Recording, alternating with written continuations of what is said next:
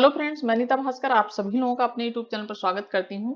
और शिक्षण अभिरुचि के क्वेश्चन है ये जो सभी एग्जाम में पूछे जाते हैं। असिस्टेंट प्रोफेसर का एग्जाम होगा, यूजी नेट का एग्जाम होगा, सभी के लिए वेरी इंपॉर्टेंट है। इसके साथ ही सी टेट, यूपी टेट सभी के लिए इंपॉर्टेंट क्वेश्चन है।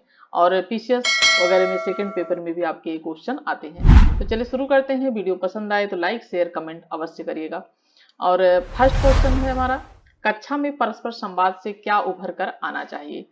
जब हम कक्षा में क्लास में आपस में बात करते हैं और संवाद करते हैं, एक दूसरे से बातचीत करते हैं, तो उससे क्या उभर कर आता है? तर्क वितर्क, सूचना, विचार, विवाद। तो राइट ऑप्शन क्या हो जाएगा हमारा? सी, क्योंकि अगर हम परस्पर संवाद करेंगे, विचार विमर्श करेंगे तो उससे विचार निकल कर आता है। Right option C. Second question है, निम्नलिखित शिक्षण प्रक्रिया ठीक क्रम में व्यवस्थित कीजिए। वर्तमान ज्ञान को पहले के ज्ञान से जोड़ना, मूल्यांकन, पुनर्शिक्षण, शिक्षण लक्ष्यों को सूत्रबद्ध करना, शिक्षण सामग्री का प्रस्तुतिकरण। तो सबसे पहले क्या आएगा? सबसे पहले आएगा शिक्षण जो लक्ष्य है उसको सूत्रबद्ध करना। फिर उसके बाद आएगा वर्तमान ज्ञान को हम पहले के ज्ञान से जोड़ते हैं पढ़ाने से पहले। और उसके बाद आएगा हमारा शिक्षण सामग्री का प्रस्तुतिकरण। फिर आएगा जो है मूल्यांकन, फिर पुनर्शिक्षण। इस तरीके से राइट ऑप्शन क्या हो जाएगा हमारा? ऑप्शन हो जाएगा हमारा ऑप्शन डी। ठीक है, राइट ऑप्शन डी हो जाएगा। थर्ड है हमारा क्वेश्चन, निम्नलिखित में से शिक्षण का सर्वोत्तम ढंग कौन सा है। शिक्षण का कौन सा सर्वोत्तम ढंग है? व्याख्यान, विचार विमर्श, निरूपण, वर्णन। ठीक है, तो कौन सा है शिक्षण का सर्वोत्तम ढंग? सर्वोत्तम ढंग जो होता है वो होता है निरूपण। ठीक है, क्या होता है? निरूपण होता है शिक्षण का सर्वोत्तम ढंग। ठीक है, इसके माध्यम से छात्रों को वास्तविक जो वस्तुएं होती हैं, चित्र होते हैं, और प्रयोग के माध्यम से उनको क्या किया जाता है? उसको दिखाया जाता है निरूपण के द्वारा। ठीक है, नेक्स्ट क्वेश्चन है, निम्न में से कौन सा शिक्षण का पूर्व निर्धारित स्तर नहीं है? स्मरण, बोध, परावर्तित, विभेदीकरण। और हमारा राइट ऑप्शन हो जाएगा विभेदीकरण। ठीक है, ऑप्शन डी विभेदीकरण। क्योंकि शिक्षण की जो पूर्व निर्धारित स्तर है उसमें स्मरण होता है, बोध होता है और परावर्तित को शामिल किया सकते हैं, किंतु इसमें क्या होता है? विभेदीकरण की जो प्रक्रिया होती है वो शामिल इसमें नहीं होती है। ठीक, फिफ्थ क्वेश्चन हमारा, नीचे दो सेट दिए गए हैं। सेट वन में अधिकतम कर्तक विशेषताओं का प्रकार दिया गया और सेट में उनकी व्याख्या दी गई। दोनों सेटों का हमें क्या करना है? सुमेलन करना है। Set one, set second. और इसमें क्या है? अकादमिक विशेषताएं। ठीक है, अकादमिक विशेषताएं, सामाजिक विशेषताएं, भावात्मक विशेषताएं और संगनात्मक विशेषताएं, चार हैं इसमें। और इसमें क्या है? व्याख्या में संदेशों का सही रूप में संकेतन। ठीक है, संकेतों का सही रूप में संकेतन करना। उसके बाद है अधिगमकर्ता आवश्यकता पड़ने पर अपने पाठ्यक्रम में विभिन्न तत्वों का चयन करता है। थर्ड है अधिगमकर्ता समकक्षियों के टीम मेंबर कार्य करता है। और अधिगमकर्ता अपनी कक्षा के सदस्यों की पसंद और नापसंद की दृष्टि से व्यक्तिगत मतभेदों को सम्मान देना शुरू करता है। और ये जो है नेट जेआरएफ की जो परीक्षा हुई थी यूजी नेट की, उसमें आया था 12 नवंबर को 2020 में। ठीक है, ये चीज आपको 2020 का क्वेश्चन है, नेट में आया था। इस तरीके से नेट के क्वेश्चन पूछे जाते हैं। और हम इसमें मिलाएंगे तो अकादमिक विशेषताएं क्या है? अधिगमकर्ता की आवश्यकता पड़ने पर अपने पाठ्यक्रम में विभिन्न तत्वों का चयन करता है। अकादमिक विशेषताएं। ठीक है, ए का क्या है? ए का हो जाएगा सेकेंड। उसके बाद है सामाजिक विशेषताएं क्या है? अधिगमकर्ता समकक्षों के टीम मेंबर के रूप में कार्य करता है। सामाजिक विशेषताएं। ठीक है, बी का क्या हो जाएगा? थर्ड हो जाएगा। भावात्मक विशेषताएं क्या है? भावात्मक विशेषताएं है अधिगमकर्ता अपनी कक्षा के सदस्यों की पसंद और नापसंद की दृष्टि से व्यक्तिगत मतभेदों को सम्मान देना शुरू करता है। ये हो जाती हैं भावात्मक विशेषताएं। और संज्ञानात्मक विशेषताएं क्या है? संदेशों का, ये हो जाएगा फर्स्ट। संदेशों का क्या हो जाएगा? संदेशों का सही रूप में संकेतन करना। ठीक है, सही रूप में संकेतन और बी संकेतन करना। ठीक है, यहाँ पे बी थोड़ा सा हट गया है तो यहाँ पे हो जाएगा बी संकेतन करना। ठीक है, ऐसे हो जाएगा बी संकेतन, मिसप्रिंट हो गया थोड़ा सा, तो बी संकेतन करना। ठीक है, संदेशों का सही रूप में संकेतन और बी संकेतन करना। ठीक है, संकेतन और बी संकेतन करना हो जाएगा। और यानी कोडिंग और जो होती है इसकी डिकोडिंग। ठीक है, और नेक्स्ट इसका हम आंसर देखते हैं, और आंसर क्या हो जाएगा हमारा, इसका आंसर हो जाएगा हमारा ऑप्शन सी। ठीक है, ए का सेकंड, बी का थर्ड, सी का फोर्थ और डी का फर्स्ट। 6 क्वेश्चन है, अवबोध स्तर पर शिक्षण आयोजित करने हेतु मुख्य आवश्यकताएं क्या है। पहला है अवधारणाओं से संबंधित बड़ी संख्या में सकारात्मक और नकारात्मक उदाहरण देना, तथ्य को रेखांकित करने वाली मुख्य विशेषताओं को याद करने पर बल देते हुए उनकी प्रस्तुति। थर्ड है अपेक्षित सूचना को तुरंत उपलब्ध करने का अवसर प्रदान करना। ठीक है, और फोर्थ क्या है, फोर्थ है किसी मुद्दे के सामाजिक सकारात्मक और नकारात्मक पहलुओं की जांच हेतु परिचर्चा आयोजित करना। ठीक है, जांच हेतु परिचर्चा आयोजित करना। और उसके बाद फिफ्थ है विद्यार्थियों को प्रस्तुत तत्वों की स्वयं द्वारा व्याख्या के अवसर प्रदान करना। निम्नलिखित विकल्पों में से कौन सा सही है, और हमारा राइट ऑप्शन हो जाएगा 1, 4 और 5, ये सही है। ठीक है, ये भी सही है, 4 भी सही है और 1 भी सही था। नेक्स्ट है 7th क्वेश्चन, निम्नलिखित में से उन विशेषताओं की पहचान कीजिए जो एक प्रभावी अध्यापक बनने के लिए सहायक अध्यापक व्यवहार के वर्ग के अंतर्गत आता है। ठीक है, और इसमें क्या है, संरचना बनाना, विद्यार्थी सफलता दर, विद्यार्थी मतों का प्रयोग करना, और उसके बाद है परीक्षण करना, फिर है अनुदेशात्मक विविधता। और इसमें राइट ऑप्शन क्या पूछा है, सहायक व्यवहार के वर्ग के अंतर्गत आता है। ठीक है, अध्यापक के लिए, और हमारा राइट ऑप्शन हो जाएगा ऑप्शन डी, फर्स्ट, थर्ड और फोर्थ, यानी क्या हो जाएगा, संरचना बनाना, फिर है हमारा विद्यार्थी मतों का प्रयोग करना, उसके बाद है फोर्थ परीक्षण करना। ठीक है, ये हमारा ऑप्शन हो जाएगा। ठीक है, तो बोरिस हैं लेखक जो है, उनके अनुसार है, विद्वान है बोरिस, उनके अनुसार है बेहतर शिक्षक के लिए 5 मुख्य जो है व्यवहार होते हैं, जैसे पाठ्यक्रम स्पष्टता, अनुदेशात्मक विविधता, शिक्षण कार्य अभिन्यास, अधिगम प्रक्रिया में व्यस्तता और विद्यार्थी सफलता दर होती है। और इसमें संरचना बनाना, प्रश्न पूछना, परीक्षण करना, तृतीय शिक्षक का प्रभाव आता है। 8 क्वेश्चन है, शिक्षा की निम्नलिखित क्षमताओं की सूची में से उनकी पहचान कीजिए जो व्यक्तित्व और अभिवृत्ति से संबंधित हैं।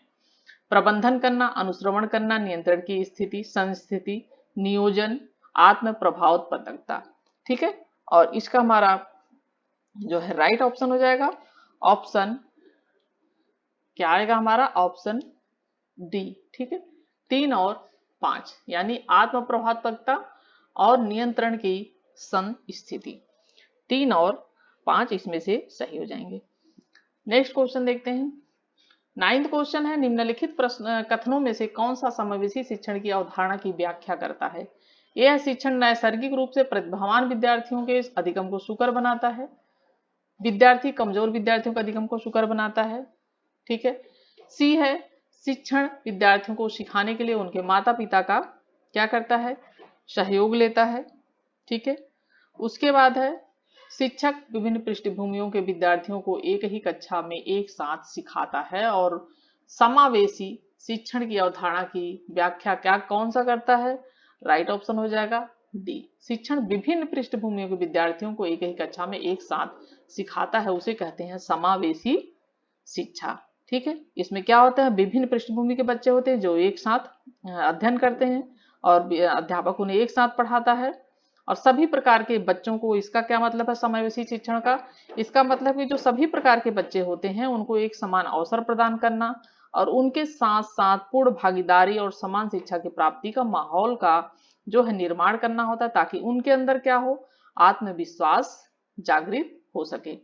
और इसके अंदर समावेशी शिक्षण के अंतर्गत मानसिक रूप से जो विकलांग होते हैं, ठीक है, वो आते हैं बच्चे, विकलांग बच्चे भी आते हैं इसमें, और उसके अलावा इसमें पिछड़े बालक होते हैं। ठीक है, पिछड़े बालक जो पिछड़े हुए हैं बालक, जिनकी उनकी बुद्धि थोड़ी सी कमजोर होती है। उसके बाद उसमें आते हैं निर्धन बालक, अनुसूचित जाति के बालक, ये सब बालक इसमें आते हैं। तो सभी सबको समान प्रकार से शिक्षा प्रदान करना एक अध्यापक द्वारा, वो कहलाता है समावेशी शिक्षण। ठीक, 10th क्वेश्चन, निम्नांकित में से कौन कक्षागत शिक्षण की विशेषताओं को प्रदर्शित करता है।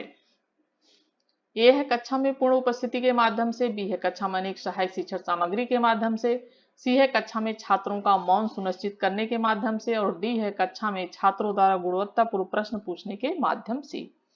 और हमारा राइट ऑप्शन हो जाएगा ऑप्शन डी। कक्षागत शिक्षण की विशेषताओं को कौन प्रदर्शित करता है? जब कक्षा में छात्रों द्वारा गुणवत्तापूर्ण प्रश्न पूछा जाता है। ठीक है, कक्षागत शिक्षण का अर्थ होता है शिक्षक द्वारा कक्षा में शिक्षार्थियों को जब सिखाया जाता है तो उनको सीखने के लिए तैयार करना और उनके लिए सीखने की उपयुक्त परिस्थितियों का निर्माण करना, यानी उनके लिए जो माहौल हो वहां पे वो उनके अनुकूल हो, उपयुक्त परिस्थिति हो, और इसमें शिक्षक और शिक्षार्थी दोनों ही क्रियाशील होते हैं, यानी जो सीखता है शिक्षार्थी और जो सिखाता है शिक्षक। और कक्षा में छात्रों द्वारा गुणवत्तापूर्ण प्रश्न पूछना कक्षागत शिक्षण की उच्च विशेषताओं को क्या करता है? प्रदर्शित करता है, और इससे स्पष्ट होता है कि कक्षागत शिक्षण प्रभावशाली है। चलिए नेक्स्ट क्वेश्चन है, अध्यापन की सर्वोत्तम प्रणाली है। जानकारी प्रदान करना, छात्रों से पुस्तकें पढ़ने के लिए कहना, अच्छी संदर्भ सामग्री का चुनाव करना, चर्चा प्रारंभ करने की पहल करना और उसमें भाग लेना। ठीक है, अध्यापन की सर्वोत्तम प्रणाली क्या है? और इसमें अध्यापन की जो सर्वोत्तम प्रणाली होती है वो क्या होती है? चर्चा आरंभ करने की पहल करना और उसमें भाग लेना, ऑप्शन डी। ठीक है, नेक्स्ट है 12th क्वेश्चन, निम्नलिखित में से कौन सी प्रभावी शिक्षण में प्रमुख व्यवहार है? प्रश्न पूछना, विद्यार्थी के विचारों एवं अवदान का अनुप्रयोग, संरचना, और उसके बाद है अनुदेशानात्मक विविधता। ठीक है, प्रश्न पूछना है, विद्यार्थी के विचारों एवं अवदान का अनुप्रयोग, और उसके बाद है संरचना, और उसके बाद है अनुदेशात्मक विविधता। ठीक है, और हमारा इसमें 12th क्वेश्चन का राइट ऑप्शन हो जाएगा ऑप्शन डी, अनुदेशात्मक विविधता। शिक्षण क्या है? एक प्रक्रिया है और इसके लिए परिस्थितियां उत्पन्न की जाती हैं ताकि अधिगमकर्ता यानी जो सीखने वाला है शिक्षार्थी होता है एक विशिष्ट प्रकार का व्यवहार करे और इच्छित अपन जो उसके लक्ष्य हैं उसका अनुभव करे, और शिक्षक शिक्षण को प्रभावशाली बनाने के लिए विविध अनुदेशात्मक प्रवृत्तियों का क्या करता है? शिक्षक उसका प्रयोग करता है। ठीक, 13 क्वेश्चन है, निम्नलिखित में से महत्वपूर्ण व्यवहारों की उन विशेषताओं की पहचान कीजिए जो शिक्षण को प्रभावशाली बनाने में योगदान देते हैं। यह अधिगमकर्ताओं को विचार स्पष्ट किए जाते हों। बी है प्रश्न पूछना जिनमें तथ्य और आधार आधारित प्रश्नों का समावेश हो। सी है ऐसी पूछताछ जिसमें उत्तर प्राप्त करने ग्रहण संबंधी चेष्टा हो। और डी है शिक्षण कार्य अभिविन्यास जो स्पष्ट रूप से परिभाषित उनके निष्कर्षों पर केंद्रित हो। और ई है अधिगम प्रक्रिया में लगना जिसमें विद्यार्थियों द्वारा अधिगम में लगाए जाने वाले समय की समाविष्टि हो। निम्नलिखित विकल्पों में से सही उत्तर चुनना, और हमारा 13 क्वेश्चन का जो राइट ऑप्शन हो जाएगा हमारा सी, ए डी और ई। ठीक है, ए डी और ई है राइट ऑप्शन। 14 क्वेश्चन है, 14 है प्रभावोत्पादक शिक्षण में निम्नलिखित में से कौन सा प्रमुख व्यवहार है? ए है छात्रों को स्वयं अपने या अन्य छात्रों के उत्तर की विवेचना के लिए प्रोत्साहित करना। बी है छात्रों द्वारा अपनी कथित बात का सारांश बनाना। सी है शिक्षक भावी आयोजन के उद्देश्य से टिप्पणियां करता है। डी है उन अधिगमकर्ताओं को विचार स्पष्ट करना जिनकी समझ का स्तर भिन्न हो सकता है। और 14 क्वेश्चन का राइट ऑप्शन क्या हो जाएगा? ऑप्शन डी हो जाएगा, उन अधिगमकर्ताओं को विचार स्पष्ट करना जिनकी समझ का स्तर क्या होता है? उनकी समझ का जो स्तर होता है वो भिन्न हो सकता है। ठीक है, स्तर क्या होगा? भिन्न हो सकता है ये स्तर। और नेक्स्ट क्वेश्चन देखते हैं 15, विद्यालय अधिगम में योगदान देने वाले निम्नलिखित में से कौन से कारक है जिन्हें सामाजिक दक्षता के रूप में जाना जाता है? ठीक है, अभिप्रेरणा यानी मोटिवेशन, बौद्धिकता यानी इंटेलिजेंस, सोशल स्किल यानी सामाजिक कौशल, पारिवारिक मदद, ठीक है, फैमिली सपोर्ट हो, और उसके बाद है अधिगमकर्ता की विशिष्ट योग्यता ई। और 15 क्वेश्चन का राइट ऑप्शन क्या हो जाएगा हमारा? ऑप्शन हो जाएगा हमारा ए। ठीक है, ए सी और डी, यानी अभिप्रेरणा यानी मोटिवेशन बहुत जरूरी है। उसके बाद क्या है? सामाजिक कौशल यानी सोशल स्किल, और उसके बाद है अधिगमकर्ता की विशिष्ट योग्यता यानी उसके अंदर क्या होनी चाहिए? सीखने की योग्यता होनी चाहिए। ठीक है, और जो लर्नर होता है, अधिगमकर्ता लर्नर, उसके अंदर क्या होनी चाहिए, योग्यता होनी चाहिए सीखने की।